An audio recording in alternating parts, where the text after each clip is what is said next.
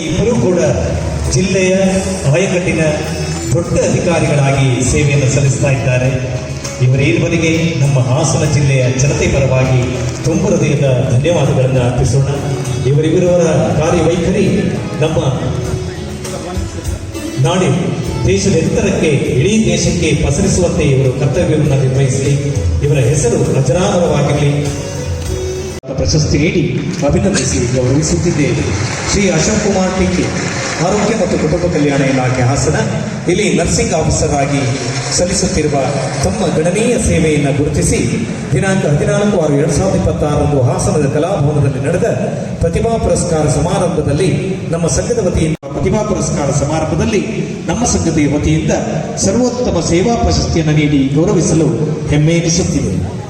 ಶ್ರೀಯುತ ರಾಜು ಟಿ, ನ್ಯಾಯಾಂಗ ಇಲಾಖೆ ಹಾಸನ, ತಾವು ಇಲ್ಲಿ ಪ್ರಥಮ ದರ್ಜೆ ಸಹಾಯಕರಾಗಿ ಸೇವೆಯನ್ನು ಸಲ್ಲಿಸುತ್ತಿದ್ದು ತಮ್ಮ ಸೇವೆಯನ್ನು ಗುರುತಿಸಿ ದಿನಾಂಕ 14/6/2026 ಹಾಸನದ ಕಲಾಭವನದಲ್ಲಿ ನಡೆದ ಪ್ರತಿಭಾ ಪುರಸ್ಕಾರ ಸಮಾರಂಭದಲ್ಲಿ ನಮ್ಮ ಸಂಘದ ವತಿಯಿಂದ ಸರ್ವೋತ್ತಮ ಸೇವಾರತ್ನ ಆರೋಗ್ಯ ಇಲಾಖೆ ಹಾಸನ, ತಾವು ಹಾಸನ ವೈದ್ಯಕೀಯ ಸಂಸ್ಥೆ ಮತ್ತು ಆಸ್ಪತ್ರೆಯಲ್ಲಿ ಸಹಾಯಕ ಪ್ರಾಧ್ಯಾಪಕರಾಗಿ ಗಣನೀಯ ಸೇವೆಯನ್ನು ಸಲ್ಲಿಸುತ್ತಿದ್ದು ತಮ್ಮ ಈ ಪ್ರತಿಭಾ ಪುರಸ್ಕಾರ ಸಮಾರಂಭಕ್ಕೆ ನನಗೆ ಆಮಂತ್ರಿಸಿದ್ರಿ.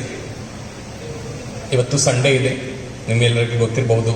ಸರ್ಕಾರಿ ಅಧಿಕಾರಿ ಮತ್ತು ಸಿಬ್ಬಂದಿಗಳಿಗೆ ಸಂಡೇಯಲ್ಲಿ ಕೆಲಸ ಮಾಡೋಕ್ಕೆ ಜಾಸ್ತಿ ಮೋಟಿವೇಶನ್ ಬರಲ್ಲ, ಆಸಕ್ತಿ ಬರಲ್ಲ. ಆದರೂ ಕೂಡ ನಾನು ನಿನ್ನೆ ನಮ್ಮದು CM ಸಾಹೇಬ್ರ ಜೊತೆ ಒಂದು ಮೀಟಿಂಗ್ ಇತ್ತು. ಎಲ್ಲ ಜಿಲ್ಲೆದು DC, CO, SP, DFOs. ಅಲ್ಲಿ CM ಸಾಹೇಬ್ರು ನಮಗೆ ಒಂದು ಮಾತು ಹೇಳಿದರು. ಅಂತ ಏನು, for government servants we are on 24/7 duty. Okay, our work does not lie in the limitations of time and place.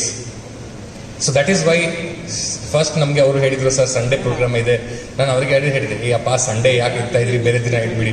ಆಮೇಲೆ ನಾನು ಕೂಡ ಯೋಚನೆ ಮಾಡಿದೆ, ಸಂಡೇ ಬಿಟ್ಟು ಪಾಪ ಅವರಿಗೆ ಬೇರೆ ಯಾವ ದಿನ ಸಿಗುತ್ತೆ, ಅದಕ್ಕೆ ಸಂಡೇ ಇಲ್ಲ. ನೀವು ಎಲ್ಲರೂ ಕೂಡ ಸೇರಿಸ್ತಾ ಇದ್ರಿ, ನಾನು ಕೂಡ ಸೇರಿಸ್ತಾ ಇದ್ದೀನಿ. ಸೊ ಈ ಕಾರ್ಯಕ್ರಮಕ್ಕೆ, ಈ ಯಶಸ್ವಿ ಕಾರ್ಯಕ್ರಮಕ್ಕೆ, ಸಮಾರಂಭಕ್ಕೆ ನನಗೆ ಆಮಂತ್ರಿಸಿದ್ರಿ. ನಾನು ಪೂರ್ತಿ ಟೀಮ್ಗೆ ತುಂಬ ಹೃದಯದಿಂದ ಧನ್ಯವಾದಗಳು ಹೇಳ್ತಾ ಇದ್ದೀನಿ.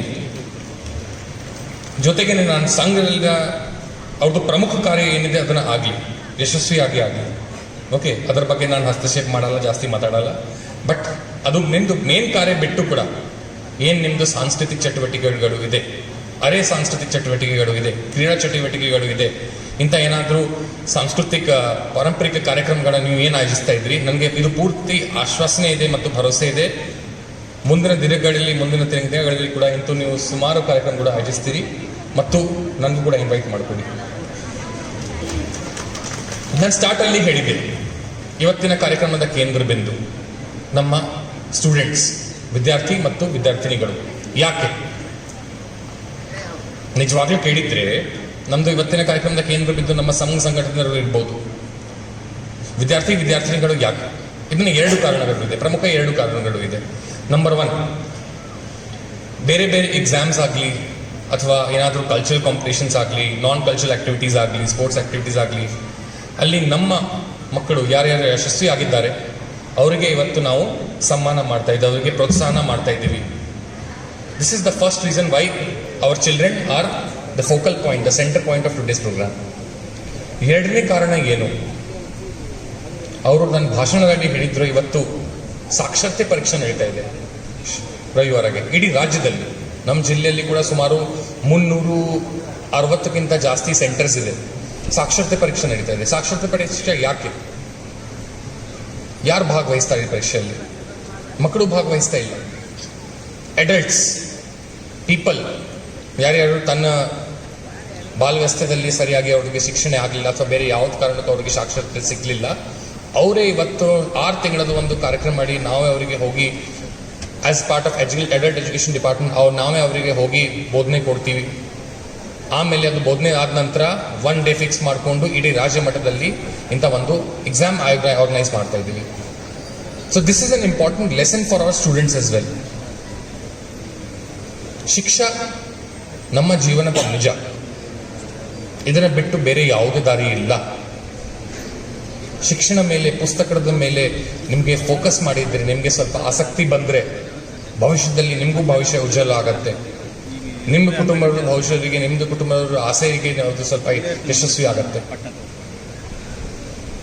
40 years people, 45 years people, 50 years people, ಅವರು ಕೂಡ ತನ್ನ ಒಂದು ಸಂಡೇ ಒಂದು ನಮ್ಮ ಸರ್ಕಾರಿ ಶಾಲೆಗೆ ಬಂದು ಎರಡು ತಿಂಗಳ ಕುತ್ಕೊಂಡು ಒಂದು ಪರೀಕ್ಷೆ ಬರೀತಾರೆ. ಏನು ಸಿಗುತ್ತೆ ಅವರಿಗೆ? ಏನು ಸಿಗಲ್ಲ. ಇದನ್ನ ಉದ್ದೇಶ ಏನು, ಪ್ರಯೋಜನ ಏನು? ನಾವು ಎಲ್ಲರೂ ಯಾರ್ಯಾರು ಕೂತಿದ್ದೀವಿ, ನಮ್ಮೆಲ್ಲರದ್ದು ಶಿಕ್ಷಣ ಆಗಿದೆ, ವಿ ಆರ್ ವರ್ಕಿಂಗ್. ನಾವು ಯಾರಿಗೂ ಯಾವುದೇ ಕಾರಣಕ್ಕೂ ಶಿಕ್ಷಣ ಆಗಿಲ್ಲ. ಅಡಲ್ಟ್ ಎಜುಕೇಶನ್ ಡಿಪಾರ್ಟ್ಮೆಂಟಿಂದಾನೇ ಅವರಿಗೆ ನಾವು ಶಿಕ್ಷಣಕ್ಕೆ ಹೋಗ್ತಾ ಇದ್ದೇವೆ. ಅದಕ್ಕೋಸ್ಕರ ನಾನು ನಿಮ್ಮೆಲ್ಲರಿಗೆ ಹೇಳ್ತಾ ಇದ್ದೀನಿ, especially to our dear students, please focus on your studies and other works as well. ಒಂದು ಉದಾಹರಣೆಗೆ ಹೋಗ್ತಾ ಇದ್ದೀನಿ. ನನ್ನ ಚಿಕ್ಕ ವಯಸ್ಸಲ್ಲಿ ನಾನು ಹುಟ್ಟಿದ್ದೆ ಬಿಹಾರ ರಾಜ್ಯದಲ್ಲಿ.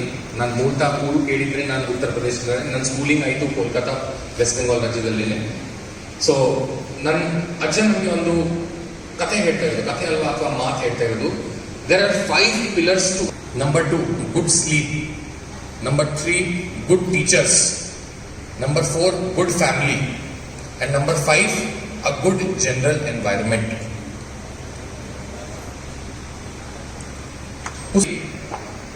ಬಹಳ ಲಾಭ ಸಿಗುತ್ತೆ. Try to be friends with your books.